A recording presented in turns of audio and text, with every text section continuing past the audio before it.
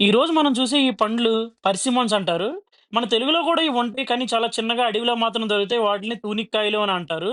So, ఇవి persimmon వచ్చి 2 రకాలున్నాయి నా చేతిలో.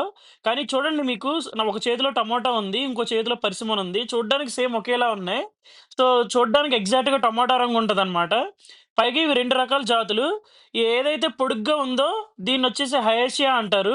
ఈ హయాషియా పండేంటంటే బాగా పండిన తర్వాత మాత్రమే తినాలి. బాగా జెల్లీలాగా ఉండాలి. లేదంటే మొత్తం వగరుగా నోరంతా వగరు వగరుగా ఉంటదనమాట. సో, ఇది ఈ విధంగా మనం కట్ జేసుకొని తినాలి. చాలా బావుంటది. ఇది మోస్ట్‌లీ బేకింగ్ జేసుకొని, లేదంటే ఫ్రూట్ జాముల్లాగా చేసుకొని తింటారు. ఇది కొంచెం చాలా చాలా మెత్తగా ఉంటది. కానీ బావుంటది. ఇందులో మనకేంటంటే మోస్ట్‌లీ ఏ, విటమిన్ సి చాలా ఉంటాయి. ఇదేంటంటే మన కంటికి, తర్వాత ఫైబర్ ఎక్కువగా ఉండి, యాంటీ ఆక్సిడెంట్స్ ఎక్కువ కలిగి ఉంటది. మన ఆరోగ్యానికి చాలా మంచిది. కానీ పరగడుపున మాత్రం తినకూడదు. ఏదైనా తినిన తర్వాత తింటే కొంచెం మంచిదనమాట.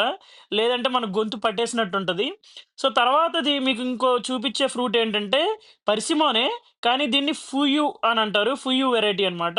ఈ ఫుయు ఏంటంటే రౌండ్‌గా సేమ్ మన టమాటాలా ఉంటది. సో, ఇది జస్ట్ యాపిల్‌లాగా మనం మామూలుగా కట్ చేసుకొని తినేయొచ్చు. ఇవన్నీ ఏంటంటే సపోటా ఇలాంటి జాతికి చెందిన ఫ్రూట్స్ అనమాట.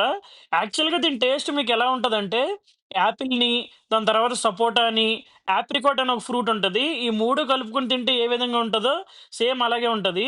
ఇది తొక్కేమి తీయవలసిన పని లేదు. డైరెక్ట్‌గా మనం తినేయొచ్చనమాట. ఈ పర్సిమన్స్ అనేవి ఫస్ట్ మామూలుగా జపాన్‌లో నుంచి స్టార్ట్ అయ్యాయి. చైనా, జపాన్ నుంచి. తర్వాత ఇప్పుడు అమెరికాకి కూడా వచ్చాయి.